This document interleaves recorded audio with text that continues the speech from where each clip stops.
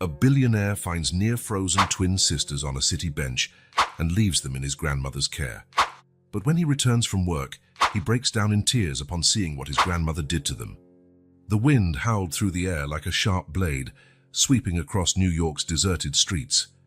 James Anderson quickened his pace, his impeccably tailored Italian suit offering little protection against the relentless cold. His thoughts drifted between multi-million-dollar contracts and the loneliness of his penthouse apartment when an unexpected sound jolted him out of his daydreams. A muffled sob. James stopped, his eyes scanning the dimly lit Madison Square. There, almost invisible in the darkness, two small figures were curled up on a worn wooden bench.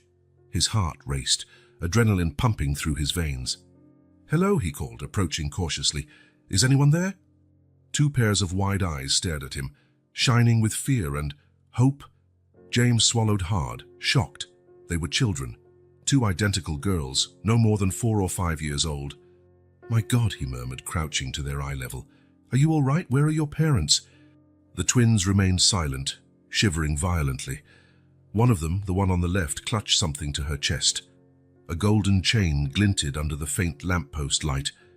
Without hesitation, James removed his cashmere coat and wrapped it around the two girls. "Don't be afraid," he said gently. "I'm going to help you." His fingers trembled as he dialed his personal assistant. "Sarah, I need you to come to Madison Square immediately. Bring warm clothes for kids, blankets, food. Yes, for children. Around 4 years old, I think. And call a doctor. Hurry." Hanging up, James turned his attention back to the twins. Their lips were blue, their tangled hair dusted with snow. The girl on the right sniffled, rubbing her red nose. "What are your names?" James tried again, his voice gentle. The girl on the left, the one holding the medal, whispered something almost inaudible. "What?" James leaned closer. "Emma," she repeated, her voice trembling. "And she's Olivia." "Emma and Olivia," James smiled, feeling a momentary relief. "Those are beautiful names. I'm James. You must be very cold and hungry, right?" They both nodded shyly. "All right, let's fix that," James declared, looking around. His eyes landed on a 24-hour convenience store across the street. "Wait here. I'll be right back, I promise." He hesitated, fearing leaving them alone even for a second. But the sight of their trembling bodies spurred him on. Running across the slippery street, James entered the store, startling the sleepy clerk. "Hot chocolate," he panted. "2 large cups and cookies, sandwiches, anything you've got." Minutes later, he returned to the bench, arms full of bags. The twins hadn't moved an inch, still wrapped in his expensive coat. "Here," James offered the steaming cups. "Careful, it's hot." Emma and Olivia took the cups with trembling hands, their eyes widening at the first sip. "Good?" James asked, smiling as they nodded enthusiastically. As the girls drank, James studied them more closely. Their dresses, once pretty, were dirty and torn. There was no backpack or bag in sight. And that medal, he could have sworn he'd seen something like it before. "Emma," he said softly, "that's a lovely medal. Where did you get it?" The girl instinctively grasped the necklace, tears welling in her eyes. "Mommy," she whispered. James felt his heart clench. Where on earth was the mother of these children? The sound of tires skidding on the snow signaled Sarah's arrival. She jumped out of the car, her arms laden with bags. "Mr. Anderson, my goodness, what happened?" she exclaimed, looking shocked at the twins. "Later, Sarah," James muttered, taking the bags. "Is the doctor on the way?" Sarah nodded, still wide-eyed. James turned back to the twins. "Emma, Olivia, this is my friend Sarah. She brought warm clothes for you. How about we get you warmed up a bit?" In the following minutes, James and Sarah worked together to bundle the twins in layers of warm clothing. The girls stayed silent, letting the adults help them, their eyes never leaving each other. The doctor arrived soon after, examining the children right there on the bench. "They're dehydrated and mildly hypothermic," he informed James. "But nothing a warm environment and a good meal can't fix. They need care, Mr. Anderson, and likely psychological assistance." James nodded gravely, his mind racing. What was he supposed to do? Call the police, social services? The thought of handing the twins over to a cold, impersonal system repelled him. "Emma, Olivia," he knelt before them. "Do you trust me?" The girls exchanged a glance, a silent conversation passing between them. Finally, Emma reached out her tiny hand, touching James's face. Her touch felt like ice. "Yes," she whispered. James felt something break inside him. In that moment he knew his life would never be the same. "Great," he smiled, standing up and extending his hands. "Because I know a place where we can eat warm waffles with lots of chocolate. What do you say?" For the first time, small smiles appeared on the twins' faces. They took James's hand, standing up from the bench. As they walked toward the car, James couldn't help noticing how the girls moved in perfect sync, as if they were one person in two bodies. And that medal, why did it look so familiar? Settling the twins in the back seat, James exchanged a glance with Sarah. "Cancel all my appointments tomorrow," he instructed, "and prepare the guest room in my penthouse." Sarah nodded, her eyes filled with unspoken questions. As the car slid through the snow-covered streets, James watched in the rearview mirror. Emma and Olivia had fallen asleep, their heads resting against each other. Emma's medal shone softly under the streetlights. James didn't know what the future held, but one thing was certain. His life had just changed forever, and he would do anything to protect these two mysterious girls destiny had placed in his path. The sun had barely risen when James woke with a start. For a moment he felt disoriented, wondering why he was sleeping on the sofa in his living room. Then memories of the previous night hit him like a wave.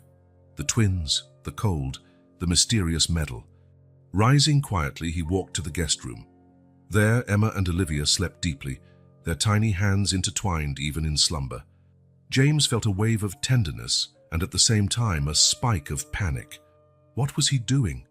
He knew nothing about taking care of children, much less two traumatized girls who apparently had no one in the world except each other. His phone buzzed, ruthlessly reminding him of his reality.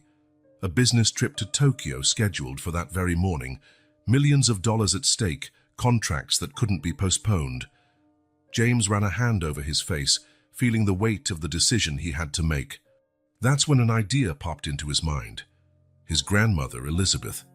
Elizabeth Anderson was a formidable 72-year-old, widowed for a decade, living alone in a mansion on the outskirts of the city.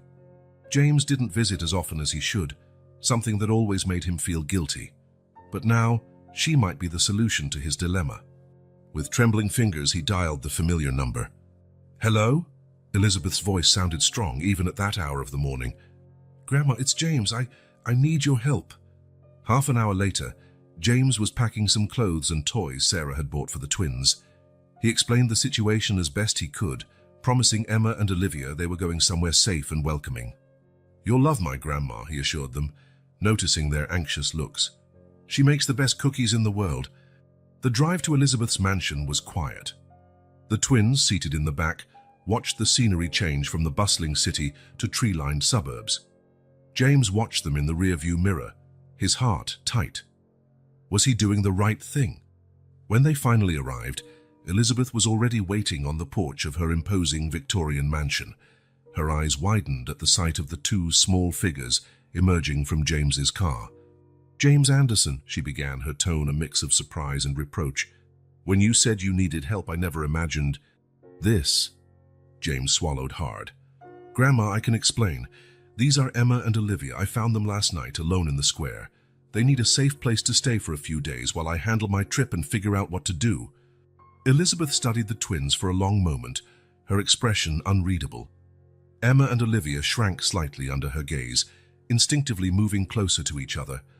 Then, to James's surprise, his grandmother's face softened. She knelt, coming to the girls' level. "Hello, dears," she said gently. "You must be hungry after that trip. How about we go inside and make some waffles?" The twins' eyes lit up at the sound of waffles. Timidly, they took a step forward. James let out a sigh of relief he didn't realize he was holding. "Thank you, Grandma," he murmured. Elizabeth waved a dismissive hand. "Come in, James. We have a lot to talk about." In the spacious, cozy kitchen, Elizabeth moved about with ease, preparing waffle batter while James set the table. The twins watched everything with wide eyes, still holding hands. "So," Elizabeth began casually as she poured the batter into the waffle iron, "you found them in the square?" James nodded, recounting the events of the previous night. Elizabeth listened in silence, occasionally glancing at the girls. "And the police?" she finally asked. "Social services?" James ran a hand through his hair, a nervous gesture. I didn't know what to do. They seemed so scared. I couldn't just hand them over to the system. Elizabeth sighed. James, I understand your impulse to protect them, but... Please, Grandma, James interrupted. Just for a few days until I get back from Tokyo and we can handle this properly. They need a safe place, someone they can trust. Elizabeth was silent for a long moment, her eyes moving between James and the twins. Finally, she nodded. All right, she agreed. But as soon as you return, we'll handle this legally, understood? James felt a wave of relief wash over him. Thank you, Grandma. I promise as soon as I'm back, we'll sort everything out. The rest of the morning passed in a blur.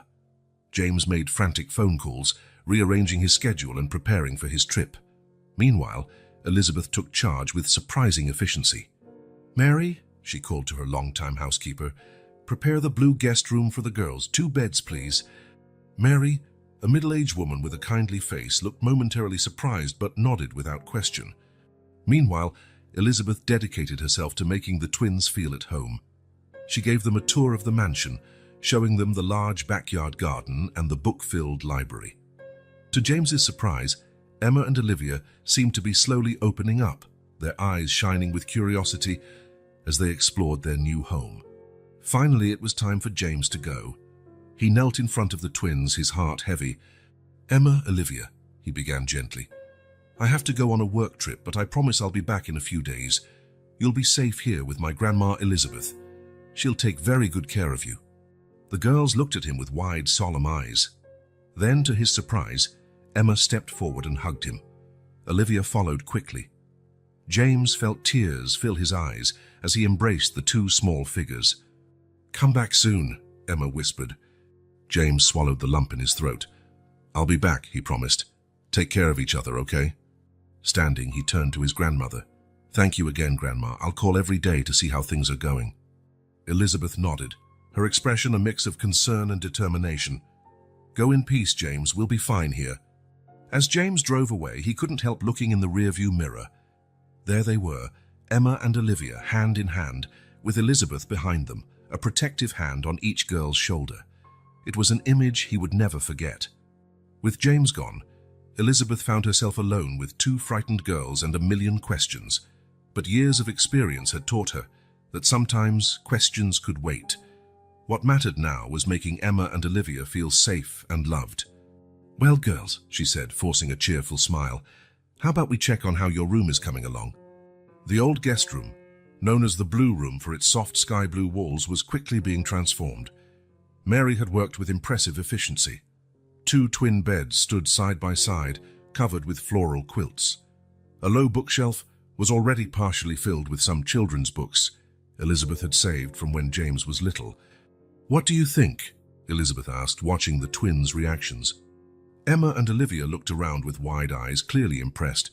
Then, to Elizabeth's surprise, Olivia let go of her sister's hand and ran to one of the beds, jumping on it with a small squeal of delight.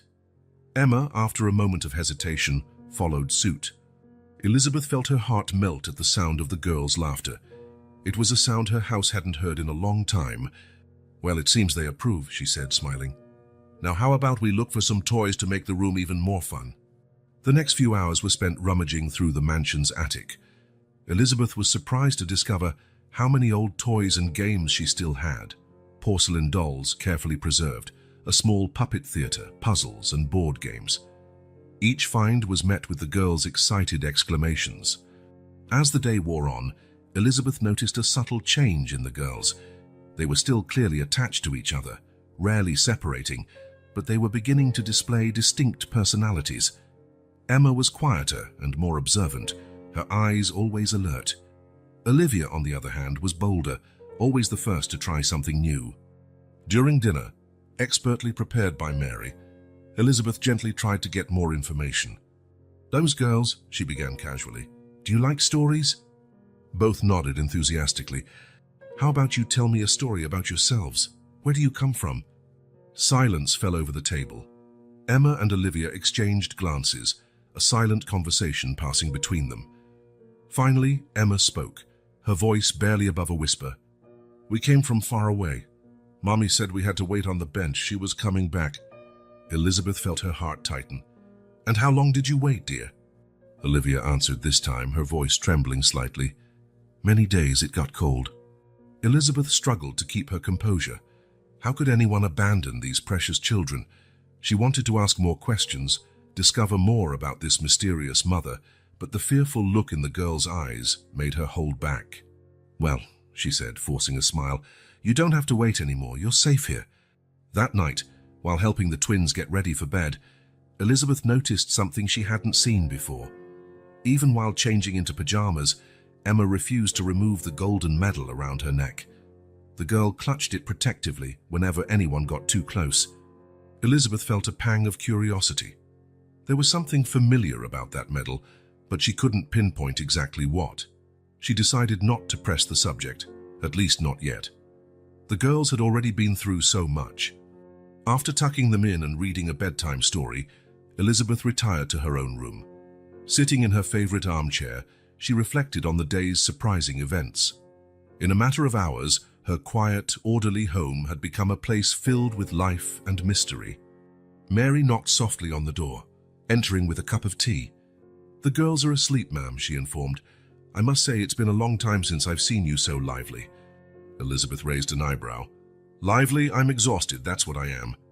Mary smiled. "Maybe so, but you're more alive than I've seen you in years. These girls, they brought something back to this house."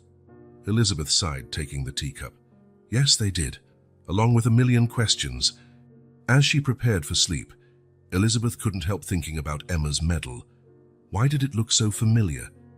And what was the story behind these two mysterious girls destiny had placed at her door? With these thoughts swirling in her mind, Elizabeth fell asleep, unaware that the coming days would bring revelations that would change her life forever. The aroma of vanilla and cinnamon filled the kitchen of the Anderson mansion, a sweet, comforting scent that seemed to chase away the shadows of the past. Elizabeth, wearing a floral apron over her immaculate dress, smiled as she watched Emma and Olivia enthusiastically mix cookie dough. "Careful not to spill, dears," she gently warned, helping Olivia hold the bowl more securely. The twins, flowers smudged on their faces and radiant smiles on their lips, seemed to be in their own world of joy and discovery. It was hard to believe that only a few days ago they were two frightened, silent figures. "Grandma Beth," Emma called, her voice still shy but full of curiosity, "can we put chocolate chips in this?" Elizabeth's heart skipped a beat at the affectionate nickname. She hadn't even noticed when they started calling her that. "Of course, my love," she replied, handing them a bag of chocolate chips. "Here, let's add a handful." While the girls delighted in adding the chips to the dough, Elizabeth allowed herself a moment of reflection. The mansion, which for so long had been a place of silence and bitter memories, now hummed with renewed energy. The sound of children's laughter echoed through the hallways, bringing life back to spaces long forgotten. But along with that joy came a twinge of anxiety. The medal, always present around Emma's neck, was a constant reminder of the unanswered questions that loomed over them. Elizabeth still hadn't found the courage to address it directly with the girls, afraid of shattering the fragile trust they were building. "Grandma Beth, look!" Olivia's excited voice brought her back to the present. The girl had shaped a heart-shaped cookie, though a bit lopsided. "It's beautiful, dear," Elizabeth praised, helping her place the cookie on the baking sheet. "I'm sure it will be the tastiest of all." While the cookies baked, filling the house with a tempting aroma, Elizabeth led the girls outside to the garden.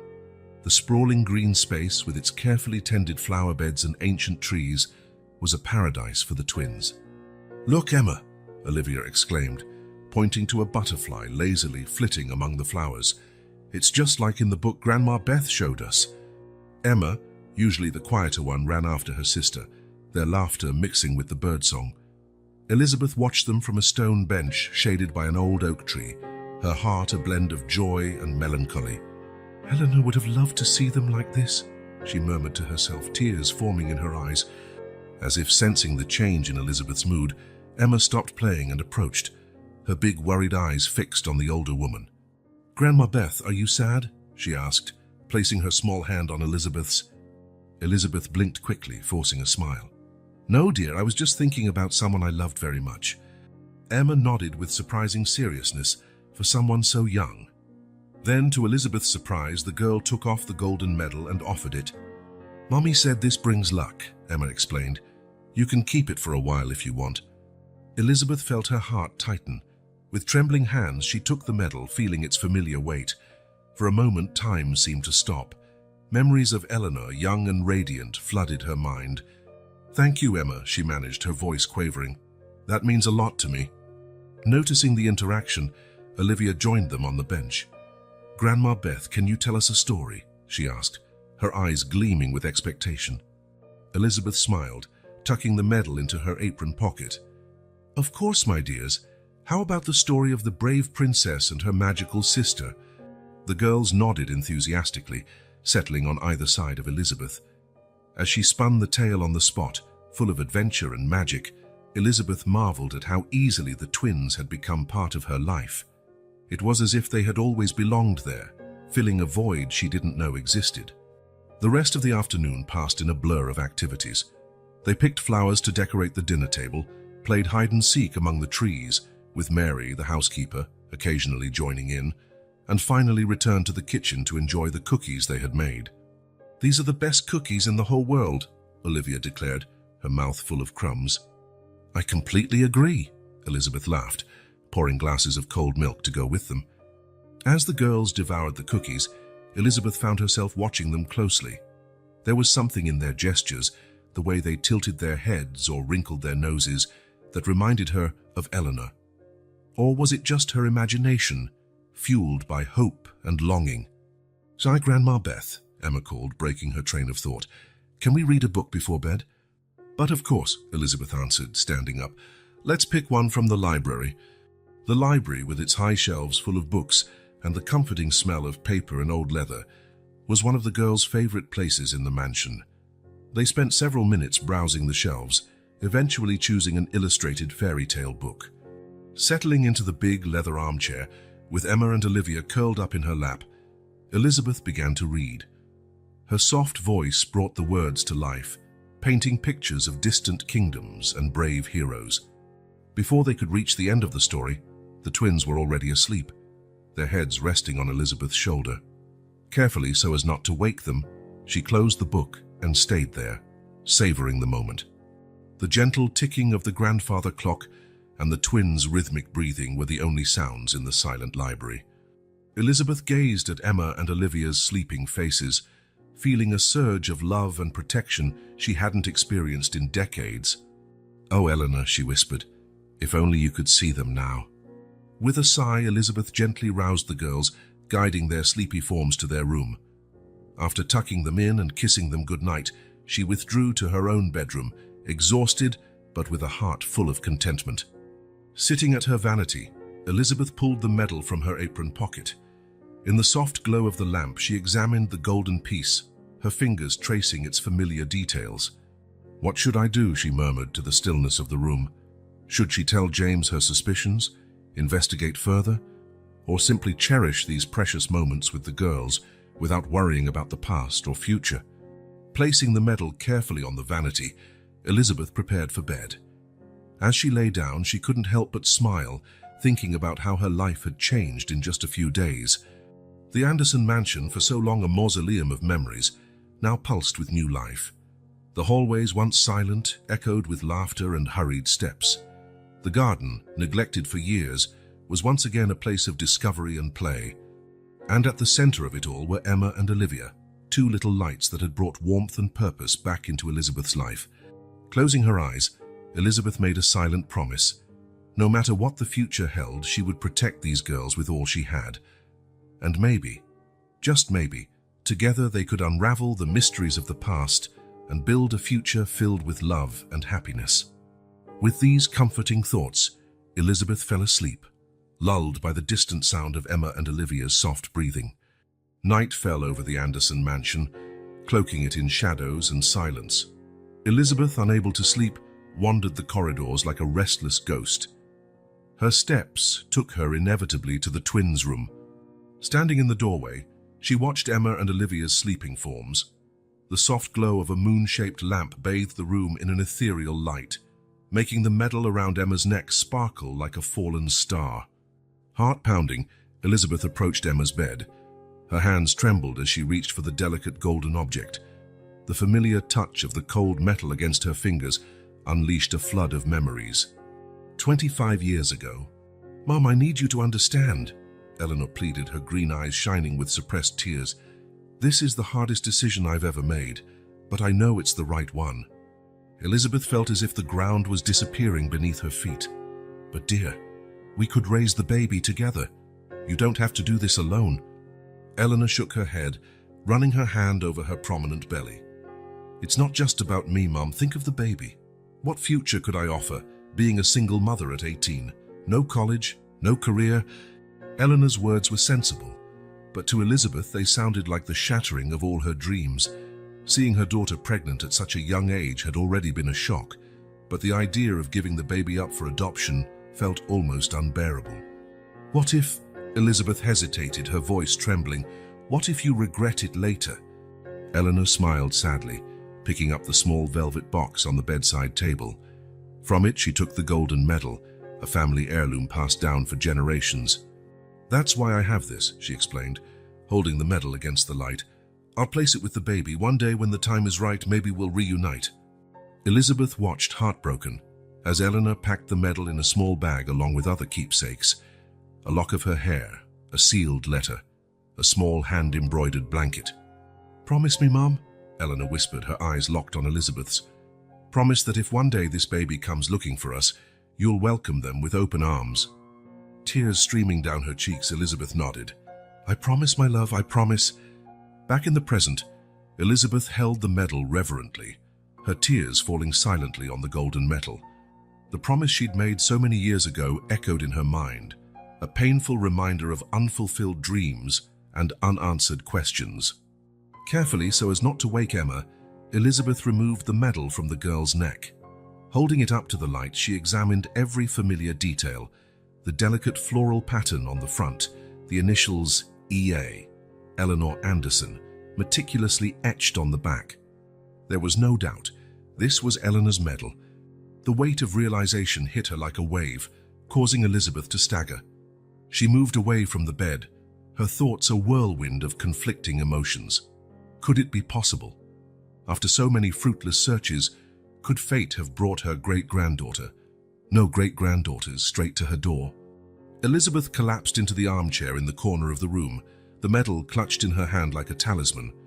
Fragments of memory danced in her mind, mixing with the questions that tormented her. The day Eleanor left for the hospital to give birth was etched into Elizabeth's memory like a painful scar. "It'll be all right, Mum," Eleanor smiled, though her eyes betrayed her nervousness. "Before you know it, I'll be back and we can move on." Elizabeth nodded, forcing a smile. "I'll be waiting for you, my love." That was the last time she saw her daughter alive. The following hours were a blur of anxiety and fear. When the doctor finally appeared, his somber face told a story Elizabeth refused to accept. "I'm sorry, Mrs. Anderson. We did everything we could, but there were complications." Elizabeth's world collapsed at that moment. Between desperate sobs, she managed to ask about the baby. "The child is fine," the doctor assured. "A healthy girl." But when Elizabeth, devastated by grief, finally mustered the strength to look for her granddaughter, it was too late. Following Eleanor's wishes, the baby had already been handed over for adoption. "Oh, Eleanor," Elizabeth whispered into the silent room, her voice shaking with emotion. "Have I finally kept my promise?" Her gaze fell on the beds where Emma and Olivia slept peacefully. How cruel could fate be, bringing these children into her life only to tear them away again? Because Elizabeth knew that legally she had no right to the girls. She didn't even know for sure if they were truly her great-granddaughters. The soft sound of footsteps in the hallway alerted her. Mary, the housekeeper, appeared in the doorway, her face full of concern. "Mrs. Elizabeth, is everything all right? I heard voices." Elizabeth quickly wiped her tears, trying to compose herself. "Everything's fine, Mary. I was just checking on the girls." Mary nodded, though her eyes showed she wasn't entirely convinced. "Would you like me to bring some tea, Mum?" "No, thank you. I think I'll try to get some sleep." After Mary left, Elizabeth stood up slowly, her bones protesting every movement. Before leaving the room, she leaned over each of the girls, placing a gentle kiss on their foreheads. "I will find the truth," she promised in a whisper, "and I will do everything I can to keep you safe and loved." Back in her own room, Elizabeth sat at her vanity, still holding the medal in her hand. Her reflection in the mirror showed a woman torn between hope and fear, between the past and an uncertain future. Should she tell James? He had the right to know, but Elizabeth feared the complications that might arise. What if she was wrong? What if this somehow led to losing the girls? With a deep sigh, Elizabeth opened the vanity drawer and reluctantly put the medal away. For now she would keep her suspicions to herself. She needed more time, more proof, before involving James or anyone else. Lying in bed, Elizabeth closed her eyes, but sleep refused to come. Instead, images of Eleanor, young and radiant, danced in her mind, merging with the smiling faces of Emma and Olivia. "Give me strength, Eleanor," she murmured into the darkness. "Show me the way." As the night wore on, Elizabeth finally fell into a restless sleep, her heart torn between the pain of the past and the fragile hope of the future. The Anderson mansion, once a monument to loss and loneliness, now held secrets that, if revealed, could heal old wounds and forge new bonds of love and family. Outside, the moon shone upon the garden, its shadows dancing among the flowers, like the secrets dancing in Elizabeth's mind. And somewhere beyond the veil of time and memory, Eleanor's spirit smiled, knowing her mother, without even realizing it, was keeping the promise she had made so long ago. The truth, like the golden medal, glimmered in the darkness, waiting for the right moment to be revealed and unite past and present in an embrace of redemption and love. Morning arrived at the Anderson mansion with a different energy. The summer sun bathed the well-tended garden, where Emma and Olivia played happily under Elizabeth's watchful gaze. The sound of children's laughter echoed across the property, a sound long absent in that place. Elizabeth observed the girls with a smile, her heart full of mixed joy and apprehension. The medal, now hidden in her vanity, weighed on her thoughts. But her reflections were interrupted by the doorbell. Mary, the housekeeper, hurried to answer it. Elizabeth heard excited voices at the entrance and, curious, walked toward the front door. "Mrs. Anderson," exclaimed Margaret Wilkins, a middle-aged neighbor who lived 2 houses down. "I heard you're caring for 2 little girls. I thought I'd bring a few things that might be helpful." Margaret wasn't alone. Behind her, Elizabeth saw at least half a dozen other neighbors, all carrying bags, boxes, and even covered dishes. "Oh dear," Elizabeth murmured, surprised by the sudden, well-meaning invasion. "Grandma Beth," Olivia's voice echoed behind her. "Who are these people?" The twins had come closer, curious about the commotion. Immediately, the neighbors' gazes fell on them, their faces showing tenderness and compassion. "Well, aren't they adorable?" exclaimed Mr. Fenton, an elderly man who lived on the corner. "I brought some children's books my grandchildren used to read. Thought they might like them." One by one, people filed into the house, introducing themselves to the girls and offering their gifts. Initially stunned, Elizabeth soon found herself moved by her neighbors' generosity. "These are clothes my daughter used to wear," said Sarah Jenkins, handing over a box full of colorful dresses. "I hope they fit." Emma and Olivia, though a bit shy at first, quickly became enchanted by the attention and the gifts. Their eyes sparkled at each new toy or book they received. Elizabeth watched everything with a mixture of gratitude and concern. On one hand, she was deeply touched by the community's support. On the other, she worried that all this attention might further complicate their already delicate situation. "Mrs. Anderson," Margaret called, pulling her aside. "We all heard about this through Mary. We want you to know the community is here to help in any way we can." Elizabeth nodded, emotional. "I appreciate it so much, Margaret. Truly, I never expected—" "We're a community," Mr. Fenton interrupted. "It's our duty to look after one another." The morning turned into an impromptu party. Mary, efficient as always, organized a snack in the backyard porch. The twins, quickly overcoming their shyness, ran from one adult to another, delighted by the attention. Elizabeth watched with a smile, but her heart was uneasy. How would she explain the girls' situation? What would she say when people inevitably asked about their parents or how they ended up here? Her worries were momentarily interrupted when she noticed Emma standing alone near the rosebush. The girl was clutching the medal, her face contemplative beyond her years. "Is everything all right, dear?" Elizabeth asked softly, approaching her. Emma looked up, a shadow of sadness flickering across her face. "I miss Mommy," she whispered. Elizabeth's heart tightened. She knelt beside the girl, ignoring her protesting knees. I know you do, my love, and it's okay to miss her. Emma nodded, her fingers stroking the medal. She said it would keep us safe, that one day we'd find our real family. Elizabeth felt her breath catch. Before she could respond, Olivia joined them, her face lit by a smile. Emma, come see what Mrs. Jenkins brought. They're dolls that look just like us. The two ran back to the group, leaving Elizabeth alone with her swirling thoughts. The arrival of an unfamiliar car at the mansion's entrance brought her back to reality. A middle-aged woman, hair in a tight bun and wearing thin-rimmed glasses, stepped out of the vehicle. Her posture was professional, almost austere. "Mrs. Elizabeth Anderson?" she called, approaching. Elizabeth stood, smoothing her dress nervously. "Yes, that's me. Sarah Thompson, social worker," the woman introduced herself, extending her hand. "I've been assigned to evaluate the situation regarding the girls in your care." The buzz of the little party quieted, everyone's eyes turning to the newcomer. Elizabeth felt a chill run down her spine, but maintained her composure. "Certainly, Ms. Thompson, please come in. We can talk in my study." Leading Sarah inside, Elizabeth cast a reassuring look toward the twins, who were watching the scene curiously. In the quiet of her study, Elizabeth sat behind her desk, gesturing for Sarah to take the chair in front.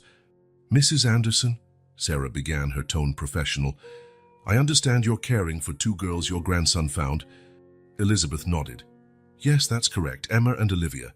James found them a few days ago, alone and frightened." Sarah made notes in her pad. "And they've been under your care ever since?"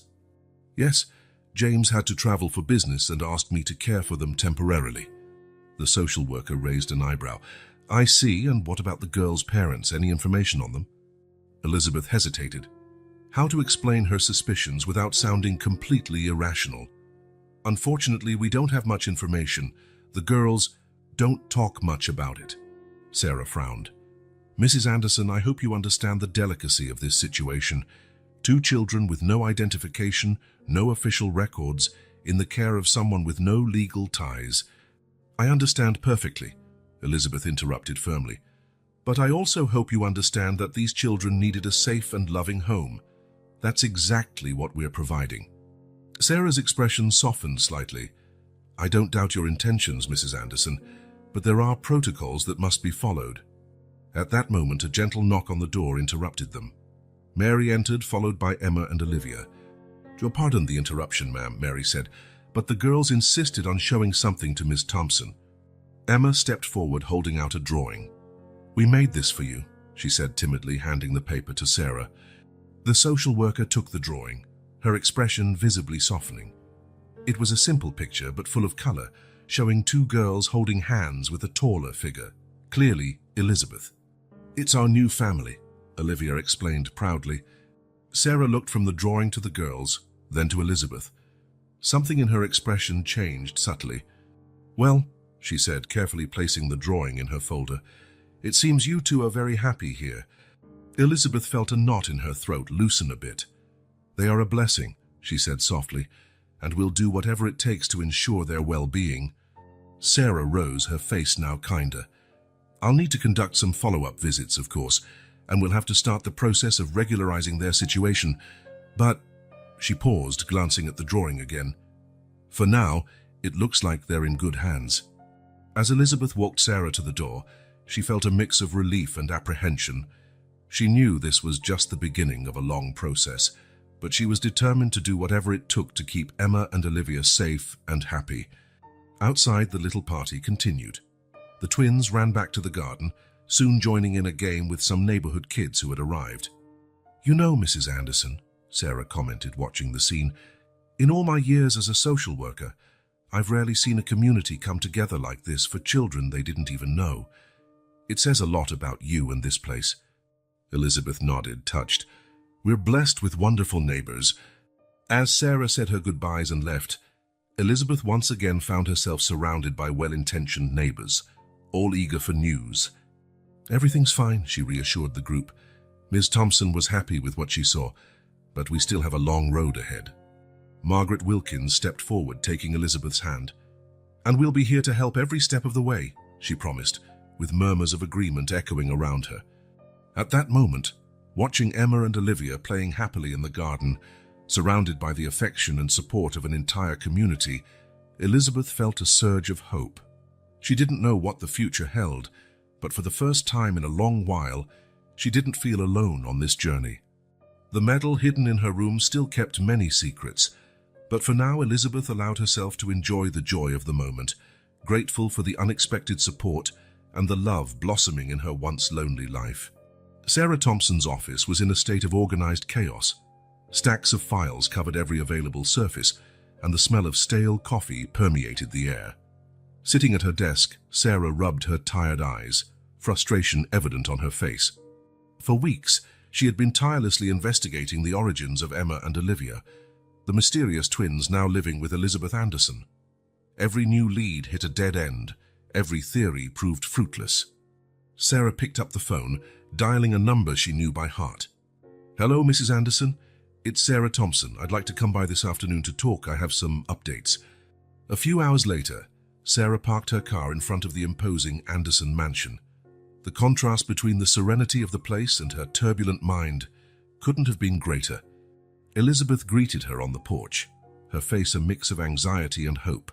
"Miss Thompson, it's good to see you. Please come in."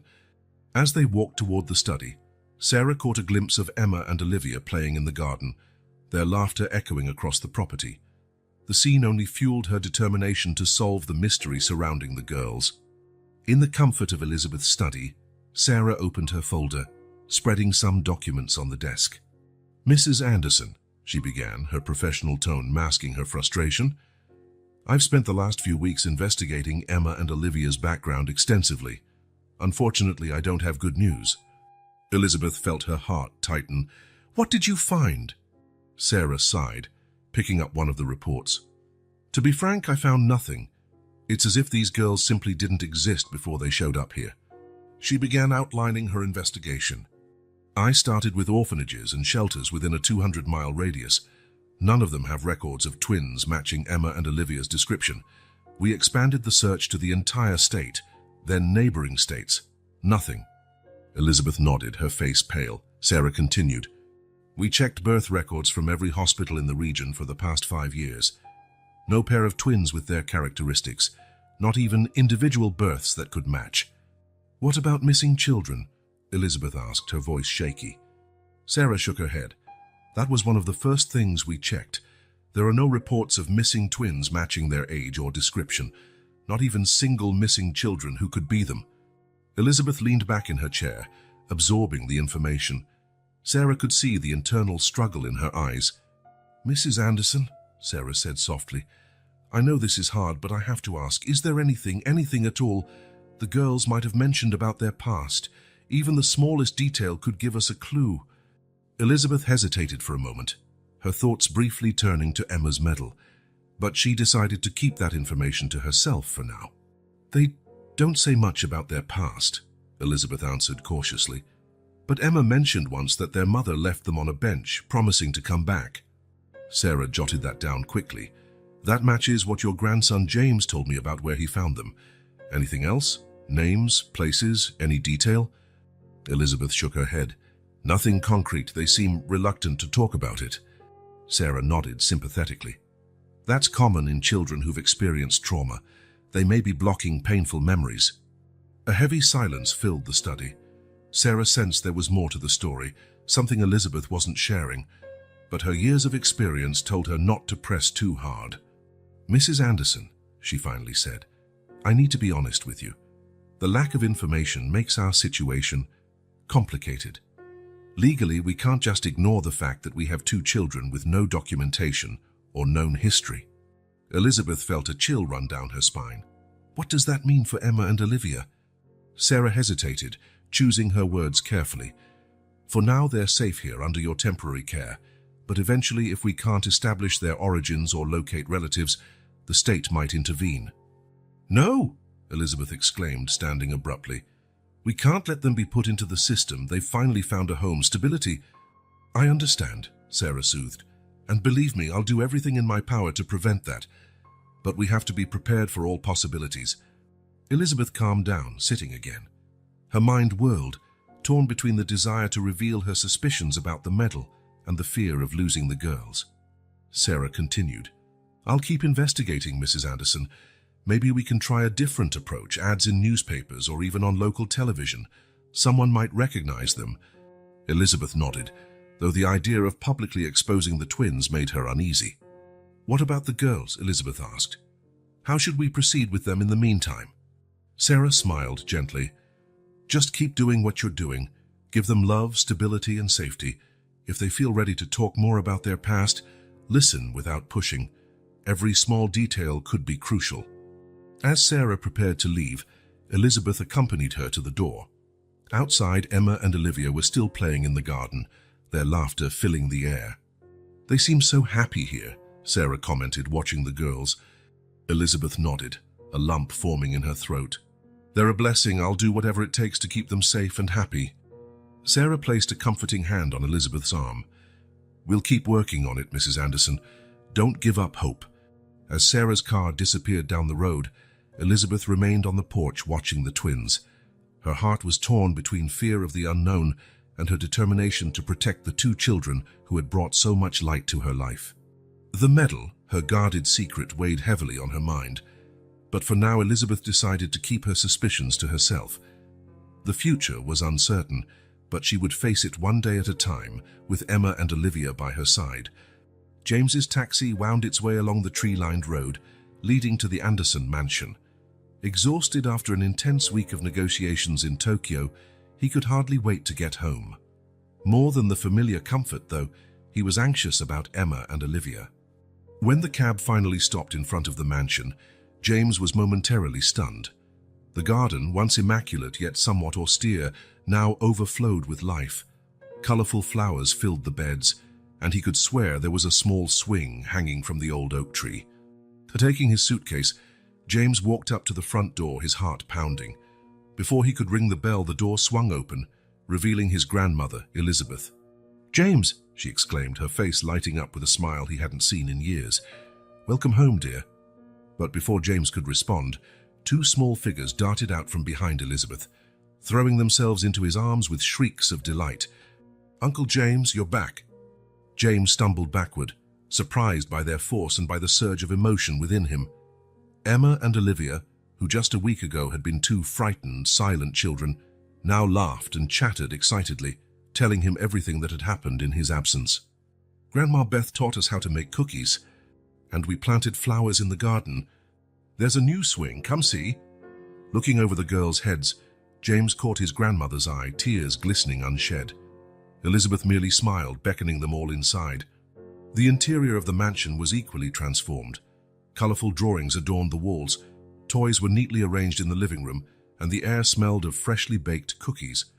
"My goodness, Grandma," James murmured, still hugging the twins. "What happened here?" Elizabeth laughed, a sound full of life James hadn't heard in decades. "Two tiny magical fairies invaded our home and brought summer back into our lives." The girls giggled at the description, finally releasing James so he could sit down. "Grandma Beth," Emma said, tugging at Elizabeth's sleeve, "can we show Uncle James what we did in the library?" "Of course, dear," Elizabeth replied. "Why don't you two go set up the surprise while James and I talk for a bit?" The twins nodded eagerly, running toward the library. Once the girls were out of sight, James turned to his grandmother, his expression a mixture of joy and confusion. Grandma, I don't even know where to start. They seem so different, so happy, and you—" He paused, studying Elizabeth's face. "You look years younger." Elizabeth smiled, sitting next to him on the sofa. "It's been quite a week, James. These girls, they brought something back to this house, something I didn't know was missing." James nodded, still processing everything. "What about the social worker? Any progress in finding out where they came from?" Elizabeth's smile wavered. "Sarah Thompson has been working tirelessly, but there are no records, James. It's as if Emma and Olivia just appeared out of nowhere." James frowned, worried. "That complicates things, doesn't it?" "Yes," Elizabeth sighed. "But for now they're safe here, and I'll do whatever it takes to keep it that way." At that moment the twins returned, eager to show James what they'd prepared. Taking him by the hands, they led him to the library. The transformation there was even more impressive. An entire corner had been converted into a reading fort, complete with cushions, blankets, and low shelves stocked with children's books. "Look, Uncle James," Olivia exclaimed, pointing to a large poster on the wall. We made a story mural. The mural was a collage of drawings, cutouts, and short stories written in childish handwriting. At the center was a portrait of the family: James, Elizabeth, Emma, and Olivia, all holding hands and smiling brightly. James felt a lump form in his throat. It's wonderful, girls. You did an amazing job." While the twins proudly showed him every detail of the mural, James noticed something glinting around Emma's neck. The medal. He had almost forgotten about it amid all the excitement of his return. "Emma," he said gently, "that medal, you still wear it all the time?" Emma nodded, clutching the golden piece affectionately. "Mommy said it was special, that it would keep us safe." James exchanged a meaningful look with Elizabeth, who had joined them in the library. There was something about that medal, a story untold that seemed to hang in the air. "Girls," Elizabeth interjected gently, "how about you go help Mary prepare a special snack to celebrate Uncle James's return? I'm sure he's starving after his long trip." The twins agreed enthusiastically, running off to the kitchen. As soon as they were gone, James turned to his grandmother. "Grandma, that medal, is there something you're not telling me?" Elizabeth took a deep breath, sitting in her favorite armchair. "James, there's something I need to tell you, something about Eleanor, your aunt." James leaned forward, intrigued. He knew very little about Eleanor, only that she had died young before he was born. "That medal," Elizabeth began, her voice trembling with emotion, "belonged to Eleanor. It was her most precious possession." "But how?" James asked, confused. Elizabeth raised her hand, signaling for silence.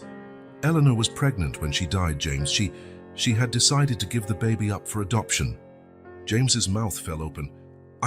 I had no idea. Why didn't you ever tell me?" "It was too painful," Elizabeth admitted. "And after so many years without finding the baby, it seemed pointless to reopen that wound." James processed the information for a moment. "But the medal? You think Emma and Olivia—" Elizabeth shook her head. "I'm not sure, James. Part of me wants to believe it's true, that somehow fate brought my great-granddaughters back to me, but another part fears I'm seeing connections where there are none, just because I desperately want it to be real." James stood walking to the window. Outside, he could see Emma and Olivia helping Mary gather herbs from the garden. "So what do we do now, Grandma?" he asked softly. Elizabeth joined him by the window. "For now, we keep loving them and protecting them, and maybe in time the truth will come out." Just then, the twins returned carrying a tray of sandwiches and lemonade. "We made your favorite snack, Uncle James," Olivia announced proudly. James smiled, his heart filling with a love he didn't know he was capable of. "Thank you, sweethearts. It looks delicious." As they all settled down to enjoy the snack, Emma looked seriously at James and Elizabeth. "Uncle James, Grandma Beth," she began, her small voice determined, "we want to ask you something." "Of course, dear," Elizabeth responded, exchanging a worried glance with James. We want to stay here forever," Emma said, her eyes wide and hopeful. Olivia chimed in, "It's just, we love you both so much and we don't ever want to leave." James felt his heart tighten. He looked at Elizabeth, seeing the same emotion reflected in her eyes. "Oh, my darlings," Elizabeth said, pulling them into a hug. "As far as we're concerned, you can stay here forever." James joined the hug, forming a protective circle around the twins. "We'll do everything in our power to make that happen," he promised. As he embraced the girls, James couldn't help noticing the gleam of the medal at Emma's neck. Regardless of their origin, he knew these two children were already part of his family, and he would do anything to keep them safe and loved. The afternoon passed in a blur of stories, games, and laughter. Despite his travel fatigue, James felt energized by the twins' presence. Watching them interact with Elizabeth, seeing the spark in his grandmother's eyes, he realized just how much the mansion had changed, not only physically but in spirit. That night, after the girls were tucked into bed, James and Elizabeth sat on the porch enjoying the evening breeze. "You know, Grandma," James began, gazing at the stars, "when I left the girls here, I was worried. I didn't know if it was the right decision. But now—" Elizabeth smiled, understanding. "Now it feels like it was destiny, doesn't it?" James nodded. "Exactly. It's as if they were always meant to be here." "James," Elizabeth said, her voice serious, "no matter what happens, no matter the truth about their origins, we need to be ready to fight for them. You understand that, don't you?" James took his grandmother's hand, squeezing it gently. "I understand perfectly, Grandma. And I'm fully committed. Emma and Olivia are family now, no matter what. As night fell, the Anderson mansion rested in a comfortable silence. Upstairs, two little girls slept peacefully, feeling truly at home for the first time in a long while. And in each member of this newly formed family, a flame of hope and love burned brightly, promising better days to come. The day dawned grey and rainy, as if the sky reflected the atmosphere of expectation that hung over the Anderson mansion. James, who had spent a restless night pondering the drastic changes in his life, found Elizabeth already in the kitchen making breakfast. "Good morning, Grandma," he murmured, gratefully accepting the cup of coffee she offered. Elizabeth smiled, though her eyes betrayed a similarly sleepless night. "Good morning, dear. The girls are still asleep. I thought we could chat a bit before they wake up." James nodded, sitting down at the kitchen table. "Grandma, about the medal." But before he could continue, the sound of light footsteps interrupted. Emma and Olivia entered, still in their pajamas, hair tousled and eyes sleepy. "Good morning, Grandma Beth." "Good morning, Uncle James," they said in unison, their voices still hoarse from sleep. Elizabeth immediately shifted into grandmother mode, serving the girls hot chocolate and making toast with jam. James observed, amazed by how easily she had assumed this maternal role. Breakfast passed in a comfortable silence, broken only by the clinking of silverware and occasional remarks about the day's plans. However, James couldn't help noticing that the twins seemed quieter than usual, exchanging meaningful looks with each other. After the meal, as Elizabeth began clearing the dishes, Emma finally spoke, her voice barely above a whisper. "Grandma Beth, Uncle James, can we talk to you?" The serious tone in the girl's voice made everyone pause. Elizabeth nodded, gently guiding them all to the living room, where they settled on the large couch. "Of course, dear," Elizabeth answered, sitting between the twins. "What's on your minds?" Olivia took her sister's hand as though seeking courage. Emma, in turn, touched the medal around her neck, a gesture James now recognized as a nervous habit. We want to tell you about our mommy," Emma began, her voice trembling. James and Elizabeth exchanged quick looks, their hearts pounding at the prospect of finally hearing the girl's story. "It's all right," James encouraged gently. "You can tell us whatever you want. We're here to listen." Olivia took the lead, her voice steadier than Emma's. "Our mommy, she left us on that bench at the square. She said she had something important to take care of and would be right back." Emma continued, "She made us promise to stick together no matter what, and she gave us this." She touched the medal, tears shining in her eyes. "Mommy said the medal was very special," Olivia explained, "that it was the key to finding our real family one day." James felt a knot form in his throat. "How long did you wait on the bench?" The twins looked at each other, as though trying to recall. "A lot of days," Emma finally answered. "It got cold and we were hungry. But we couldn't leave," Olivia added quickly. "Mommy promised she'd come back and we didn't want her not to find us." Elizabeth drew the girls closer, her eyes moist. "Oh, my sweethearts, you were so brave." James knelt in front of the twins, his voice gentle but firm. "Emma, Olivia, do you remember anything else about your mom? Her name, maybe? Or where you lived before?" The girls fell silent for a moment, their faces creased in concentration. Finally, Emma spoke. "Her name was Catherine, and she cried a lot. She always said she was sorry that she had no choice." Olivia nodded in agreement. "We lived in lots of different places. We never stayed anywhere for long." James felt his heart ache at the image of two small children living a nomadic life with a clearly troubled mother. Elizabeth, her voice thick with emotion, asked, "And this medal, girls, did your mother say anything else about it?" Emma held the medal reverently. "She said it was her mother's, that one day it would lead us home to our real family."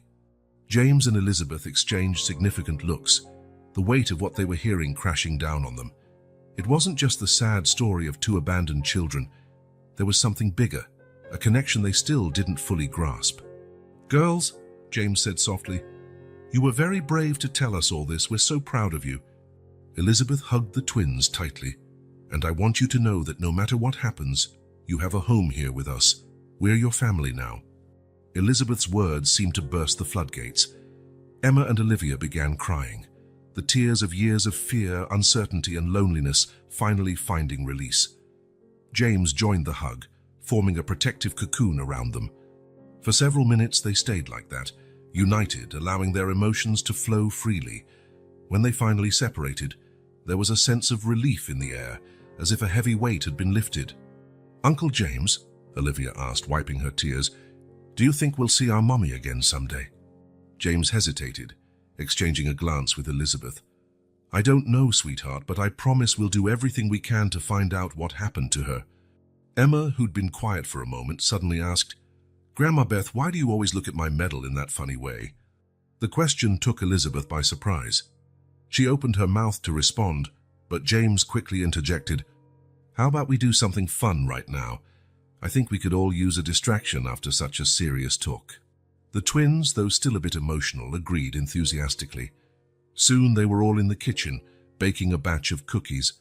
The sweet aroma filled the house, momentarily banishing the shadows of the past.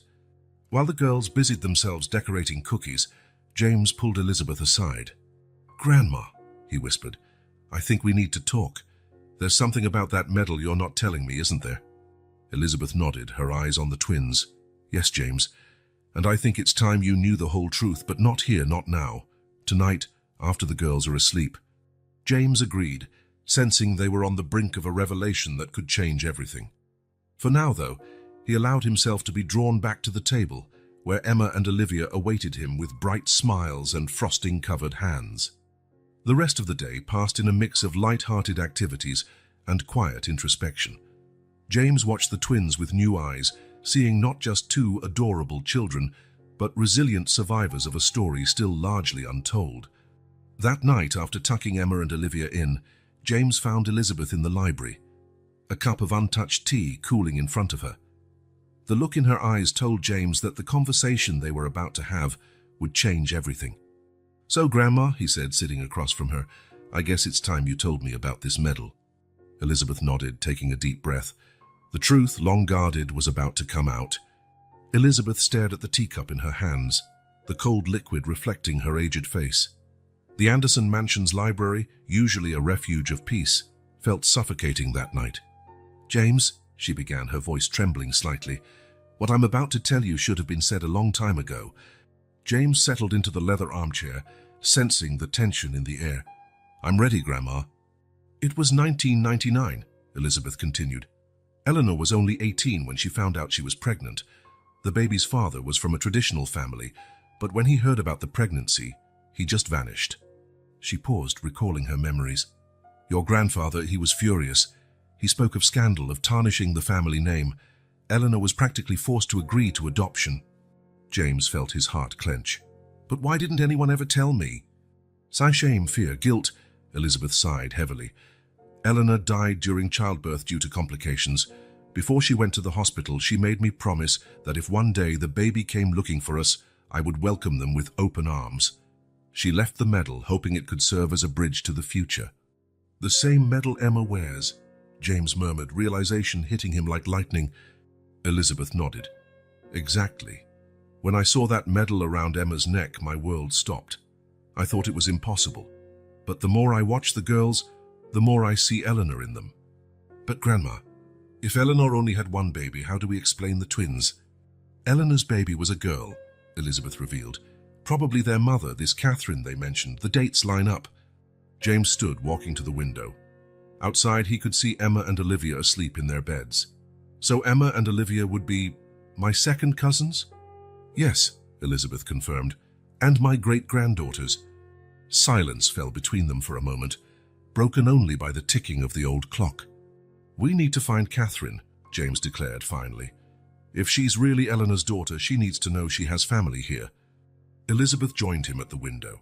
"But how? We only have her first name." "We have the medal," James replied. "And now that we know its origin, we can trace the adoption records from that time. Sarah, the social worker, can help." "And the girls?" Elizabeth asked, worry in her voice.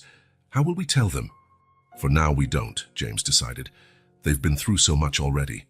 We need to be certain before we raise their hopes." Elizabeth agreed, though her heart felt heavy with the secret. "James, if Catherine really is Eleanor's daughter, then we'll do our best to help her too," James finished. "We're family after all." The rest of the night was spent planning next steps.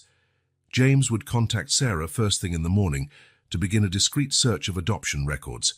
Elizabeth promised to look through old documents for any additional clues. Climbing the stairs to bed, they paused by the twins' room. Emma and Olivia slept peacefully, their little hands intertwined even in slumber. "Look at them, James," Elizabeth whispered. "After so long, a piece of Eleanor has come back to us." James put an arm around his grandmother's shoulders. "And this time we won't let our family be torn apart again."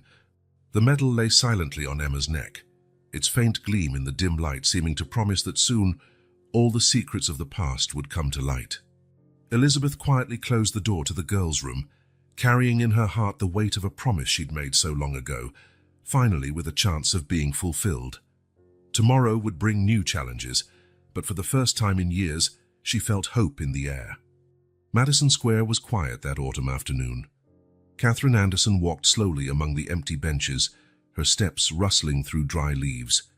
Her green eyes, now clear and alert after months of recovery, scanned every inch of the place where she'd made the hardest decision of her life. "Emma, Olivia," she whispered into the wind, her fingers gripping the golden medal around her neck. Elizabeth watched her newly found granddaughter from the entrance to the square, her heart heavy with decades of withheld love. James stood beside her, gently supporting her arm. "Are you sure we're ready for this, Grandma?" he asked quietly. Elizabeth nodded. "The girls deserve to know the whole truth, and Catherine, she's worked so hard to get here." Sarah Thompson, the social worker, checked her watch. "Mary should be arriving with the girls any moment. Remember, we'll stick to the plan we discussed." The sound of children's laughter cut through the autumn air. Catherine froze, her whole body trembling as she recognized that familiar sound. Emma and Olivia entered the square, holding hands with Mary, their cheeks rosy from the walk. They stopped abruptly at the sight of Catherine, immediate recognition lighting their eyes. "Mommy," Olivia whispered, her small voice uncertain. Catherine fell to her knees, tears streaming down her face. "My girls, my darlings." Emma, always the protector, stepped in front of her sister. Her hand automatically went to the medal at her neck, identical to the one Catherine wore. "You came back," Emma said, not as a question but a statement. "Yes, my love," Catherine replied, her voice quavering, "and this time I'm here to stay." Elizabeth and James approached slowly, positioning themselves protectively near the twins. Sarah watched closely, ready to intervene if needed. "Emma, Olivia," Elizabeth called softly. "Remember when we talked about your mommy, how she was sick and had to go get help?" The girls nodded, their eyes never leaving Catherine. "Well," James continued, "she worked very hard to get better, and there's something very special you need to know." Catherine stood up slowly, wiping her tears. "When I was little, just like you," she began, "I was also separated from my mother. She was Grandma Beth's daughter." The twins' eyes widened, turning to Elizabeth. "So," Olivia began. "Grandma Beth is really our great-grandma?" Emma finished. Elizabeth beamed through her tears. "Yes, my dears, we really are a family." "The medal," Emma said suddenly, looking at Catherine's necklace. "Was it hers?"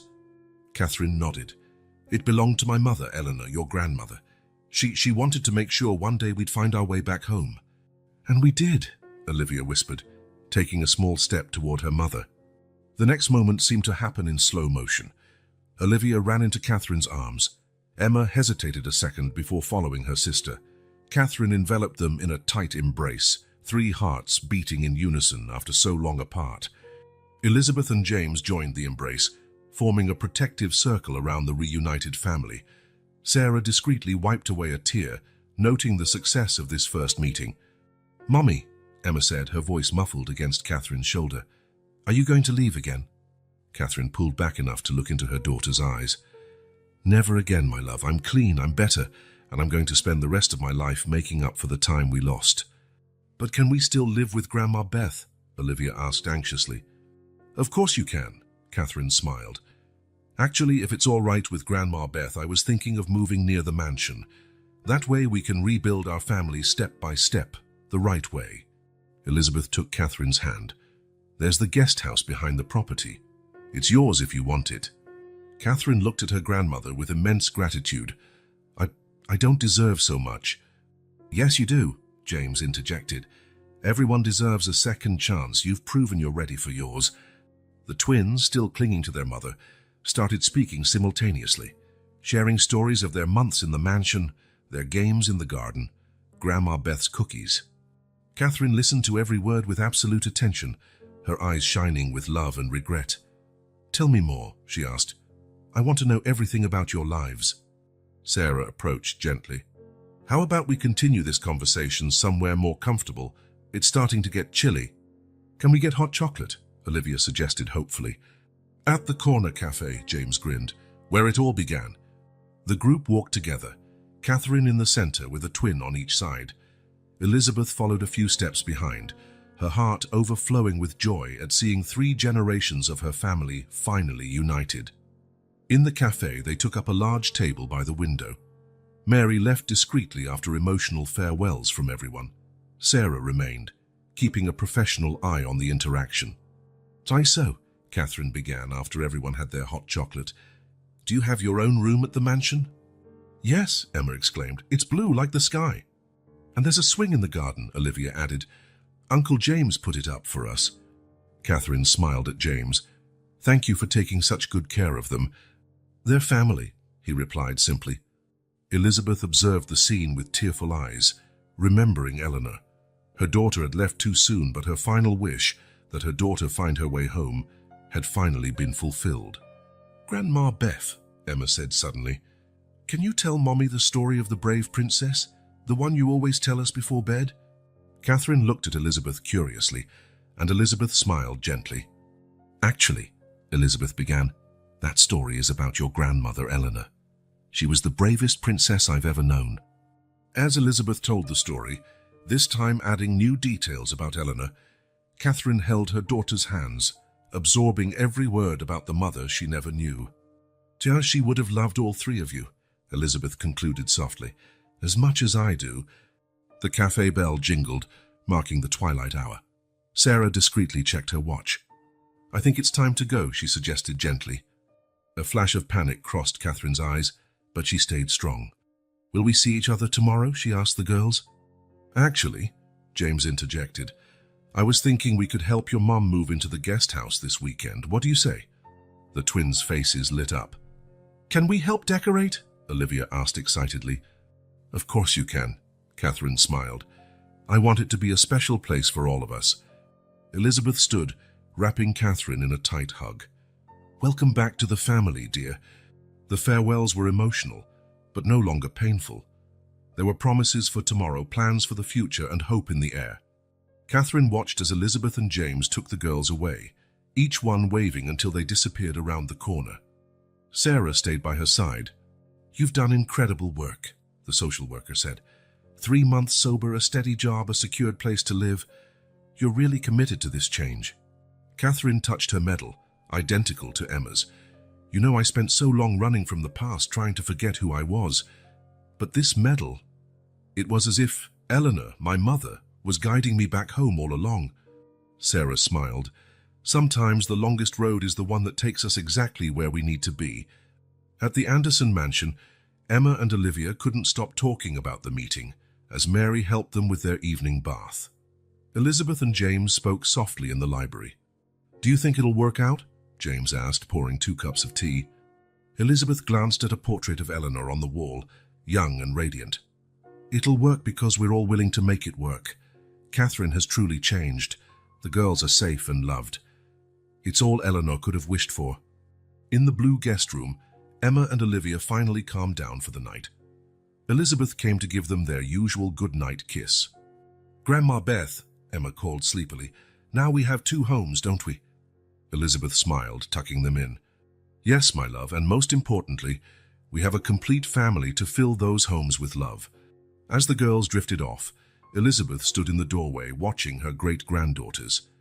Emma's medal glowed faintly in the dark, no longer a symbol of loss, but a reminder that true love always finds its way home.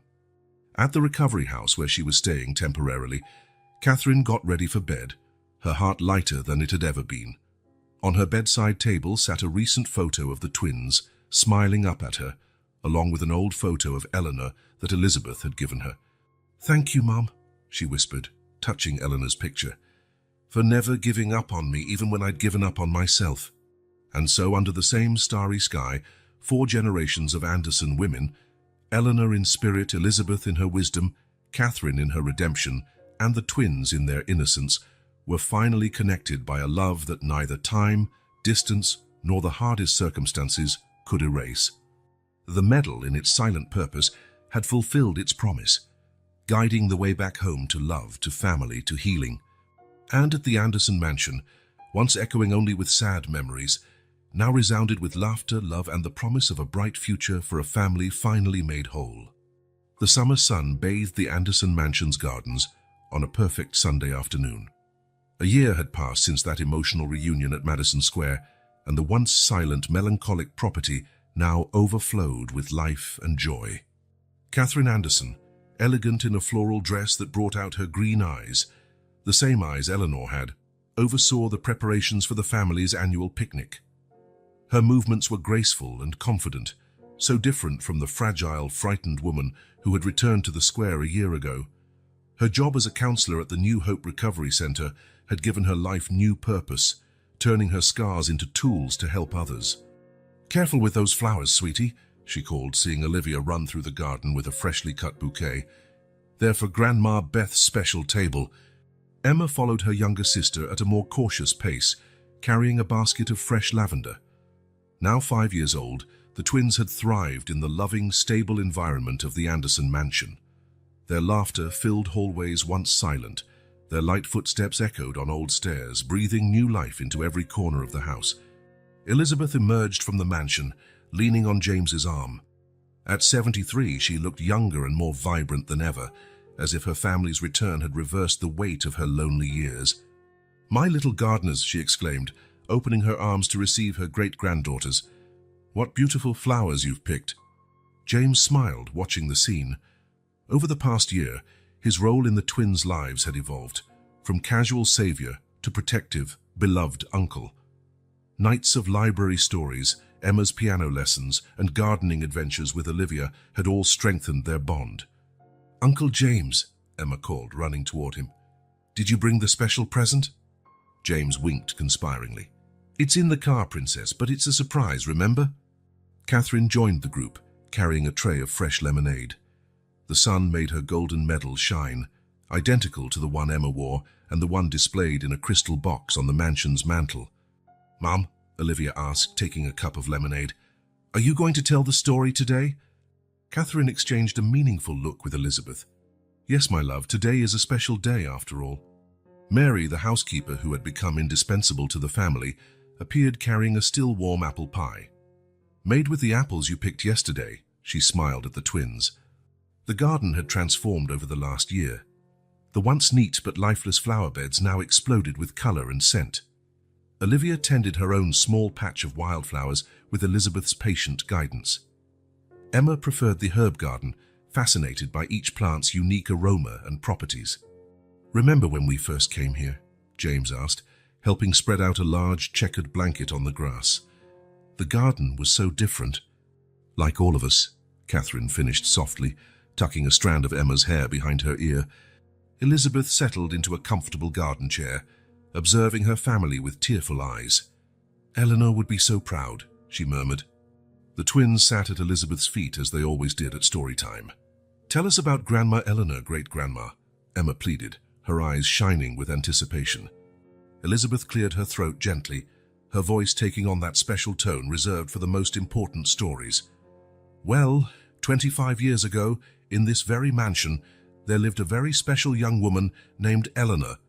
Catherine sat nearby, her heart warmed by the familiar narrative. The story of Eleanor, her biological mother, was no longer a painful mystery, but a testament to the power of love and perseverance. "Eleanor knew she had to make hard choices," Elizabeth continued, "but her love was so great that it transcended time and distance. She left a very special gift." "The medals!" Olivia exclaimed, touching her sister's necklace. "Exactly," Catherine smiled. "So one day we could find our way back home." James returned from the car carrying a large wrapped package. Speaking of special gifts, the twins bounced excitedly, but waited for Catherine's nod before approaching the package. "It's for the whole family," James explained, starting to unwrap the present. Inside was a beautiful painting, a portrait of the family gathered in the garden, with the Anderson mansion in the background. The artist had perfectly captured the golden glow of twilight, the gleam of the medals, and the genuine smiles. And there, almost like an ethereal presence, Eleanor's figure seemed to smile down from the sky. "Oh, James," Elizabeth whispered, tears running down her face. Catherine hugged her daughters, who gazed at the painting in wonder. "It's perfect," she said, her voice breaking. The rest of the afternoon was a quiet but meaningful celebration. Mary's famous sandwiches were devoured, the apple pie earned enthusiastic praise, and memories were shared under the gentle summer sun. Catherine talked about her work at the recovery center, how each day brought new challenges and rewards. "Just yesterday," she recounted, "a young mother arrived, completely lost. When I told her our story, I saw a spark of hope in her eyes." "You're a guardian angel, Mom," Olivia declared proudly. James spoke of his plans to cut back on business trips and spend more time with the family. "Some things are more important than million-dollar contracts," he smiled, ruffling Emma's hair. Elizabeth, ever observant, noticed how Catherine appeared more relaxed, at peace with herself. This past year had been a time of healing, not just for the twins, but for the entire family. "Girls," Catherine called as late afternoon gave way to dusk, "how about we show everyone the surprise we prepared?" Emma ran inside, returning with her violin. Olivia sat at the piano that had been moved onto the porch, especially for the occasion. The opening notes of Amazing Grace drifted across the garden. Emma focused on her violin, and Olivia, her small fingers dancing over the piano keys, created a melody of redemption and unconditional love. Catherine watched her daughters with infinite pride. Emma had discovered her talent for the violin almost by accident when she found an old instrument in the attic. Not to be outdone, Olivia had asked James to teach her piano. Elizabeth held Catherine's hand, tears flowing silently down her cheeks. "Eleanor loved this hymn," she whispered. The melody filled the garden, echoing among the ancient trees that had witnessed so many chapters of Anderson history. Olivia's roses swayed in the breeze, their petals dancing to the tune. When the last note dissolved into the evening air, a moment of reverent silence ensued before erupting into enthusiastic applause. "Bravo!" James exclaimed, hugging his grandnieces. Mary appeared with cups of hot chocolate, a tradition that began on that first cold night when James found the twins. "I think it's time for the final gift," Elizabeth announced, signaling to Mary. The housekeeper returned, carrying a large leather-bound photo album. "It's a family album," Elizabeth explained, opening it carefully. "It starts with photos of Eleanor, continues with Catherine as a baby, those few we managed to recover, and then this last year." The pages told the Anderson family story through images, their first Christmas together, birthdays celebrated, everyday moments turned into precious memories. The final photo showed the entire family gathered on the mansion staircase, genuine smiles lighting every face. "And we have plenty of pages left to fill," Catherine smiled, hugging her daughters. As night fell, small fairy lights installed by James began to glow in the garden, creating a magical atmosphere. The twins ran among the lights, their laughter echoing on the property. "You know," James commented, pouring himself another cup of hot chocolate, "sometimes I wonder what would have happened if I hadn't stopped at that bench that night." "Fate has its ways," Elizabeth answered wisely. Eleanor knew that when she left those medals. Catherine watched her daughters play, her heart overflowing with gratitude. A year ago, she was at rock bottom, fighting her demons in a rehab clinic. Now, she was home, surrounded by love and second chances. "Mom," Emma called, running back to the group, "tell us again how you found us at the square." Catherine smiled, pulling her daughters close. "Well, it was an afternoon a lot like this one." The story was retold, but this time there was no pain in the words, only gratitude and love. The twins knew every detail, but never tired of hearing how their family was brought together again. Mary began gathering empty cups, but Elizabeth gently stopped her. "Stay with us, Mary.